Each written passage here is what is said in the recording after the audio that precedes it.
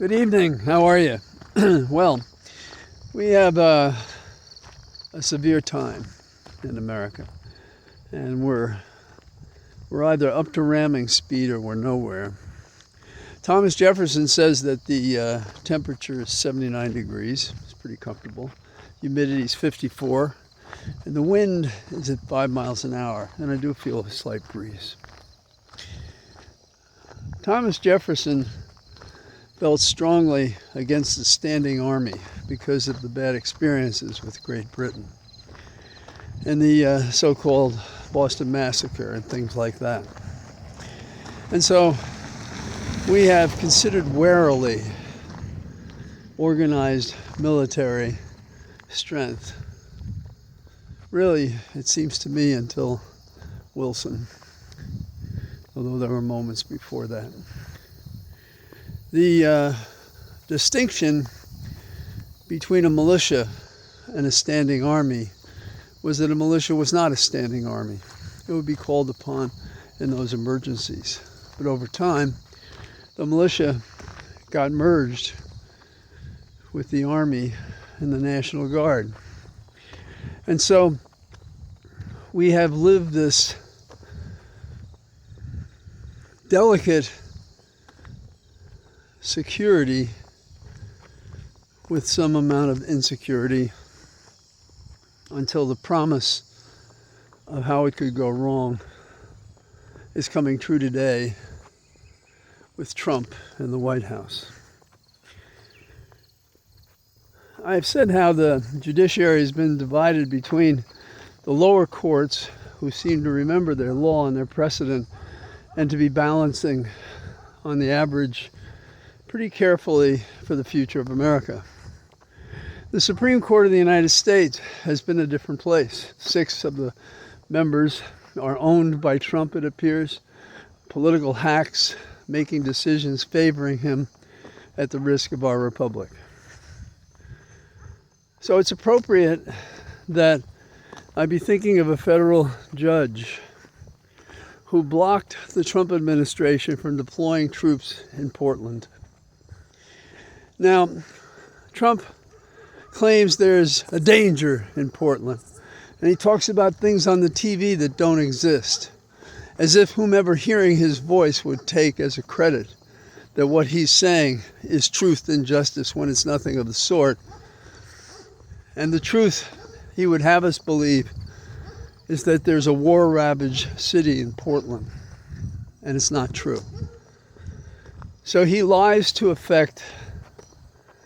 He acts without authority, whether it be the 10th Amendment or the Posse Comitatus Act or the Insurrectionist Act. He just does what he wants to do. So that speaks all the more for a judge who takes him on because of the law. Judge Karen Immergut. She is calling out Trump. And she says there is a national constitutional law, not a martial law. She talked about the 10th Amendment. Powers reserved to the state belong with the state, particularly police powers, particularly when there's no need for police, period, much less an armed occupation force by Trump.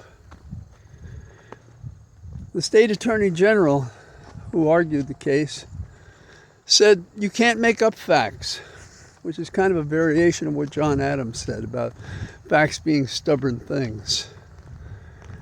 But they have to be seen and known, have to be accepted, they have to be understood, and then we have to derive from them how we should act. In this case, to put a barrier to Trump destroying America and people.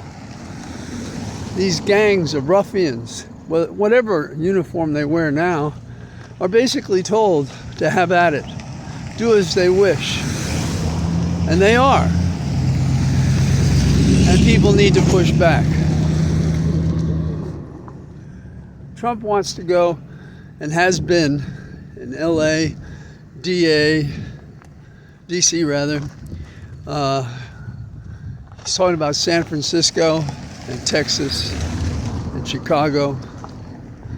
All of these violate the notion of posse comitatus, which is a simple phrase to explain that we do not use military forces domestically, which goes back to what Jefferson said when he was concerned about a standing army.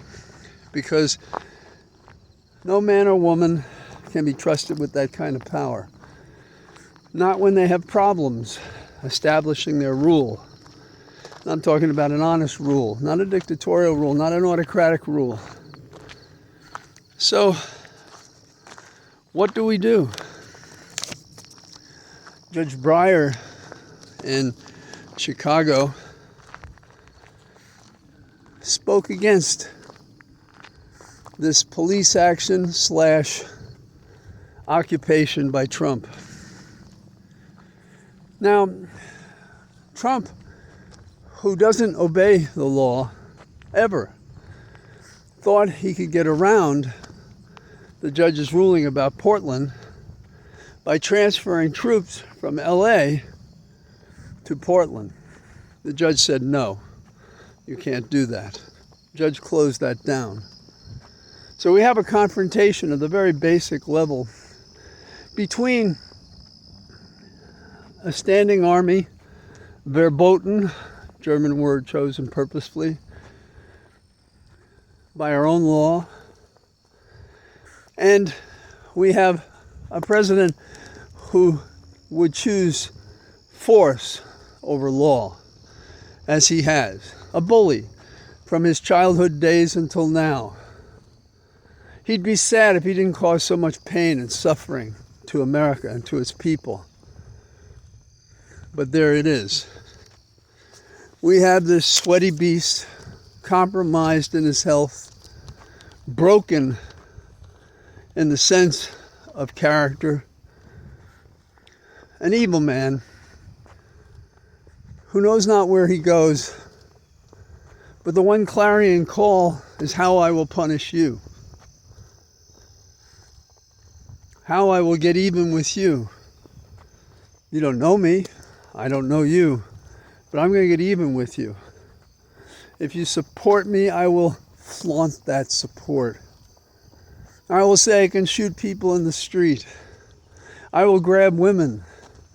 I will have relationships. I'll do whatever the hell I want. Is America better than its current leader? Is this what we embrace? Is this what we want to show our children or our young adults? Is this pattern something that we want to be part of our political system? I don't think so. Let's turn to the courts. The vengeance of Trump has specific targets too. Comey, the former FBI director, is one of those. He's in court this week on the 9th. There may be something going on the 8th. That's Wednesday. He is so blameless that Comey is so blameless. Of the 2 charges that remain, barely passed by a grand jury sitting in Alexandria, Virginia, where indictments are just rubber stamped at the request of a prosecutor.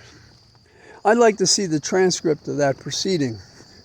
See what the prosecutors said when one of the 3 charges they wanted were dismissed. And the jury apparently resisted even the remaining 2. So we have an FBI agent, and what does he say? I am not going to do a perp walk. A perp walk, we know, is a person with their hands in cuffs being escorted as if they were a dangerous drug dealer. I've always been against that. In a white-collar case, for example, you just tell the person to be at court, they're there. Do you think Comey needs to be put in chains to go to court? Do you think he poses a challenge to anyone? Do you think, therefore, it has nothing to do with safety, but is to humiliate a man who, by this extreme act by the president, proves how honorable he is. I have differed with him, his views in public life, But I have not doubted he believed he was right and that he was honest and that he's been honest and is falsely charged today. I signed with 1,000 other prosecutors an attack on this prosecution. So, what can I add to that? Well, it turns out that we're getting more details about how this case was considered. That is, what research did they do before another team at the direction of Trump indicted him when other lawyers would not? An ex-special counsel, John Durham, had reviewed these matters and this case with people in Main Justice in D.C. and in Alexandria. And he did not think it merited prosecution. He said that to the prosecutors. That was known to the current prosecutor, who is not a former prosecutor. She was appointed to do a deed, do a job. The ABA rules, first one, is that there be competent representation in a case. She has no experience as a criminal prosecutor.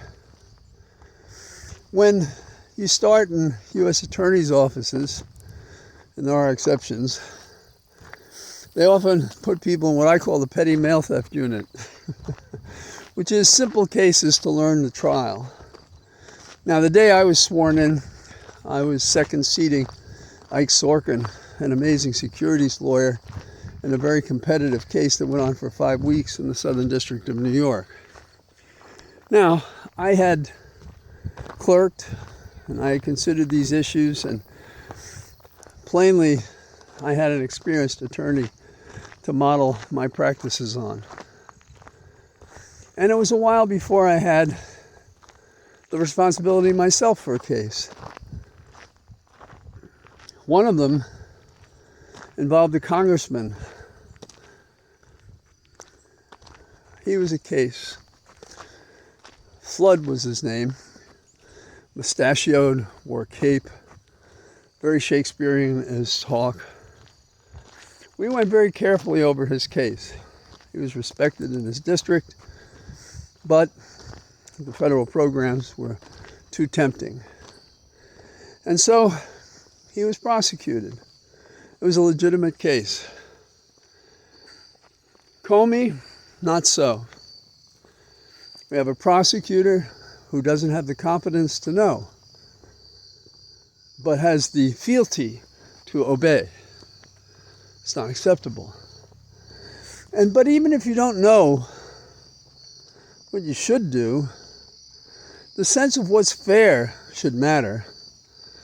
If everyone is saying to you, we experienced prosecutors looked at this before and there's no there, and the president is screaming that he wants Comey prosecuted, then what you have is selective prosecution, a denial of due process, basically fundamental fairness. That's not acceptable, but that's what we have. Oh yeah, there's another development today. Epstein's designated groomer, Maxwell, the Supreme Court has decided not to grant her appeal. Shouldn't have been a big question, given what we know the arguments were.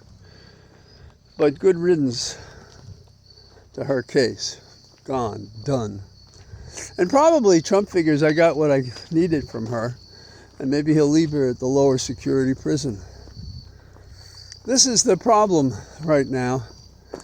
The manipulation, the springs and wheels by which things are done in Trump, not based on facts and truth, not based on law and common sense, not based on historic precedent.